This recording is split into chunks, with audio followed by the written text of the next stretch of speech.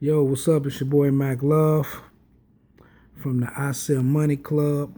Don't forget to follow us on the Real I Sell Money Club on Instagram. Don't forget to follow me on the other page. I am Mac Love on Instagram as well. Send your questions to the Real I Sell Money Club at gmail.com, and I do my best to do a video and answer your questions. Somebody hit me up and said, "Hey, can you wholesale a deal with an end buyer who have a hard money loan?" The answer is yes. The thing about a hard money loan is it takes longer. So if you're telling your seller that you're going to close 10 days or less, or 15 days or less, or 20 days or less, unless your end buyer have a hard money lender that they have a great relationship with and they can really move that fast, 9 times out of 10 you're going to be in that deal for about a good 3 to 4 weeks, easy. And I've known deals to go way longer than that, depending on the property, where it's at, and all types of stuff, because it's called hard money for a reason. It's hard to get those loans, especially if you don't have a solid, strong relationship and the deal is a deal that's kind of like in the middle. You know what I'm saying? So if you got just giving you from 1 to 10, with 10 being the hottest deal you can find and 1 being the worst.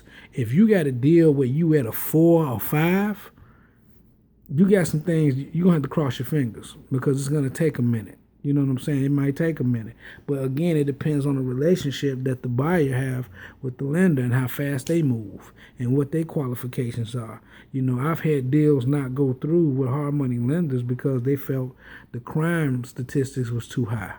The building had equity built into it and would have been a great money maker, but they felt like the crime statistics was too high.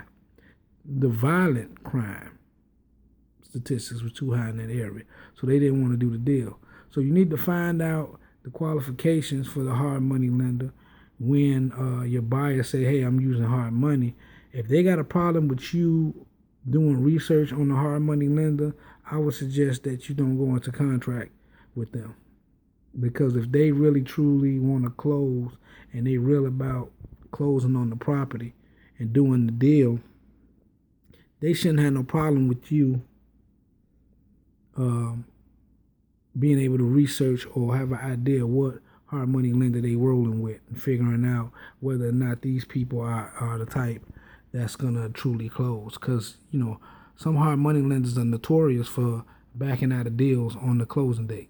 So that's something that you need to be aware of, and you need to be transparent with your end buyer about that, because you have to remember you got to close the deal within the time that you negotiated with the seller. You see what I'm saying? Now you may be able to get an extension, but you got to ask yourself, how many extensions do you think you can lean on the seller for, based off waiting on a hard money lender to come through, because it takes them 2-3 weeks just to get an appraiser out sometimes. See what I'm saying? So you need to know what type of hard money lender you're dealing with. And you got to get a feel for whether or not this buyer that you're dealing with, is this the first time that they dealing with this hard money lender, or they deal with this hard money lender all the time? Or how's the relationship? There is no guarantees in any business, but you just want as much guarantees on your side as possible, especially when you're dealing with a hard money lender. Period, point blank. Hard money lender is hard sometimes. So I would normally stay away from hard money lenders depending on the deal. If the deal is one of those deals where it's just one of those B plus, A plus areas, A minus areas, as far as the quality of the property and the value, then going with a hard money lender may not be a deal, because they're going to see the value in the property and the deal is going to be so great they're going to push it through. But again, always do your research on the lender. Make sure you know who this hard money lender is. A lot of scams out there. A lot of times they waste a lot of time. They're not organized for whatever reason. So keep that in mind. That'll save you a lot of stress, because it can get stressful waiting for a closing to happen, and it's 6 weeks, and you dealing with this hard money lender, and you got the seller leaning on you every day about when we gonna close, because you told them 15 days or 20 days. So now you looking like you can't deliver. Now you looking like you're not serious. So you don't want it to be where the hard money lender come to you and say, hey, we're going to close Friday, but you got your seller that's saying, well, man, the contract been up with them for the last couple of days. They don't have to re-sign if they don't want to.